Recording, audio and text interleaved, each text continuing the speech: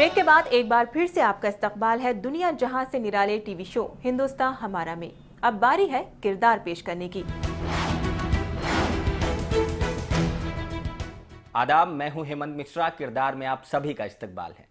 आज का किरदार आपके लिए बेहद खास है क्योंकि आज बॉलीवुड के शहंशाह और सदी के महानायक अमिताभ बच्चन जी का बर्थडे है। वो ठान के निकला था घर से मुश्किलों को तोड़ने, हौसलों के वार से मिटता है हर एक सलसला। गीता जी एक ऐसी शख्सियत जिसकी आवाज ही आज उसकी पहचान है।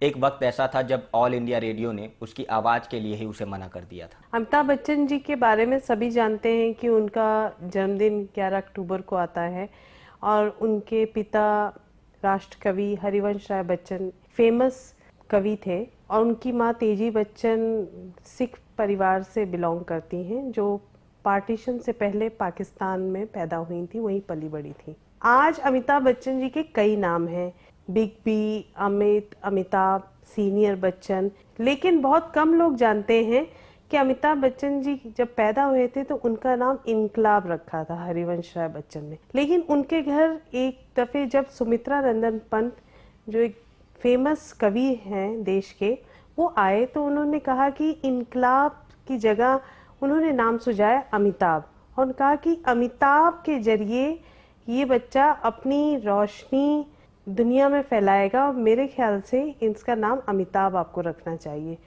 तब उस दिन से उनका नाम अमिताभ पड़ा। अमिताभ जी की पैदाइश एक ऐसे घराने में हुई थी जहां साहित्य का समंदर बहता था। इस साहित्य से कहीं दूर हट करके उन्होंने अपनी एक अलग मकाम हासिल किया। उस मकाम तक पहुंचने के लिए उन्हें कैसा सफर तय करना पड़ा?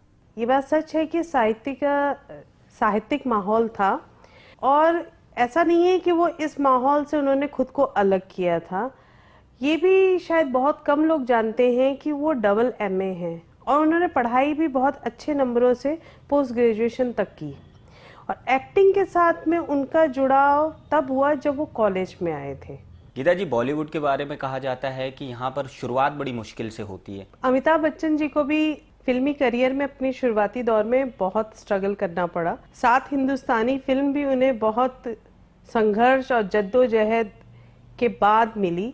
कहा जाता है कि के अब्बास ने इस फिल्म के लिए टीनू आनंद को सिलेक्ट किया था इस रोल के लिए, जो बाद में उन्होंने अमिताभ बच्चन को दिया। इससे पहले वो ऑल इंडिया रेडियो में जब प्रेजेंटर के लिए गए थे समाचार पढ़ने के लिए तो वहां उन्हें रिजेक्ट कर दिया गया और ऋषिकेश मुखर्जी ने भी उन्हें गुड्डी फिल्म में रिजेक्ट कर दिया था। और ये भी माना जाता है कि मनमोहन देसाई ने अमिताभ बच्चन के शुरुआती दौर में उन्हें ये कह के मना कर दिया था कि उनकी लंबाई बहुत ज़्यादा है और रंग सांवला है, क्योंकि उस दौर में जो हीरो थे वो गोरे और एक अलग उनकी पहचान मानी जाती थी कि उनका चॉकलेटी फेस वाले, जिस तरह के राज कपूर या देवानंद या राजेंद्र कुमार इस तरह के लुक के ही हीरो बनते थे, चाहे वो धर्मेंद्र हो। तो उनसे दीगर अमिताभ बच्चन का रंग सांवला था और उन्हें यूपी के वो पहले ऐसे व्यक्ति थे जो as an hero Hindi cinema या बॉलीवुड जिसे हम आज कहते हैं में स्टैब्लिश हुए। और उनको एक्टिंग में लाने के लिए उनके छोटे भाई का ज़्यादा रोल हम कह सकते हैं, जब उन्होंने अमिताभ बच्चन की फोटोग्राफ्स एक टैलेंट हंट शो में भेजी थी। ये बात अलग है कि उस टैलेंट हंट शो में अमिताभ बच्चन रिजेक्ट कर दिए गए थे। अमिताभ जी को बॉलीवुड का कोहिनूर कहा जाता है। वो जिस किरदार को करते थे वो किरदार जीवित हो उठता था। उनके मुस्लिम किरदारों के बारे में आपसे जानना चाहेंगे। अमिताभ जी की अगर हम बात कर रहे हैं तो सबसे पहले कि उन्हें बॉलीवुड शब्द से ही बहुत चिढ़ है। वो आज तक ये बोलते आए हैं कि वो इस नाम से बहुत चिढ़ते हैं और वो हिंदी फिल्म इंडस्ट्री या हिंदी सिनेमा ही करके इसे संबोधित करते रहे हैं। और रही बात उनके द्वारा निभाए गए मुस्लिम किरदारों की, तो साथ हिंदुस्तानी में उनका किरदार मुस्लिम था, उसके बाद सौदागर में उन्होंने मुस्लिम किरदार निभाया और जो सबसे ज्यादा उनका मुस्लिम किरदार फेमस हुआ वो था कुली फिल्म में। कभी वक्त निकालकर हम गरीबों की दुनिया में भी झांक के देखिए साहब, दर्द की जमीन पर तकलीफों के साए में पानी की जगह आंसू पीकर कैसे जीते हैं हम गरीबों को सुनने वाला कोई नहीं है। कुत्तों की मरहम पट्टी हो सकती है लेकिन हमारी जख्मों को भरने के लिए न कोई मरहम है, न पट्टी है, न अस्पताल है, न प्रोविडेंट फंड है, न रहने के लिए मकान है। कुली फिल्म में एक बहुत बड़ा हादसा हुआ था अमिताभ जी के साथ और इस हादसे ने बता दिया था कि वाकई अमिताभ जी को चाहने वाले केवल भारत में नहीं बल्कि अन्य देशों में भी हैं। हाँ, ये बात सच है कि अमिताभ बच्चन जी के साथ कुली फिल्म के दौरान जो जानलेवा हादसा हुआ था, उस दौरान उनके सुपरस्टारडम को हम उनके फैंस के जो प्यार और उनकी जो दुआएं थी उससे हम समझ सकते हैं।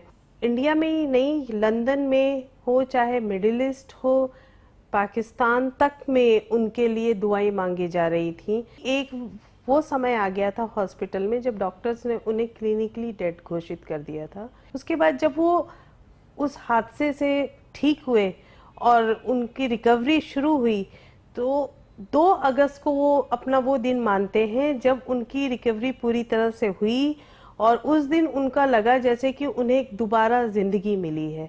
इस बर्थडे को वो अपनी फैमिली के साथ और बहुत क्लोज फ्रेंड्स के बीच में आज भी मनाते हैं। जैसा कि दुनिया जानती है कि एक बहुत बड़े कवि के बेटे हैं अमिताभ जी, अक्सर वो भी कविता कहना पसंद करते हैं और उन्होंने फिल्मों में गाने भी बहुत से गाए हैं। उनकी फिल्मों में गाए गाने तो सभी जानते हैं और बहुत फेमस भी रहे, खासकर सिलसिला फिल्म का गाना हो या बागबान का गाना हो।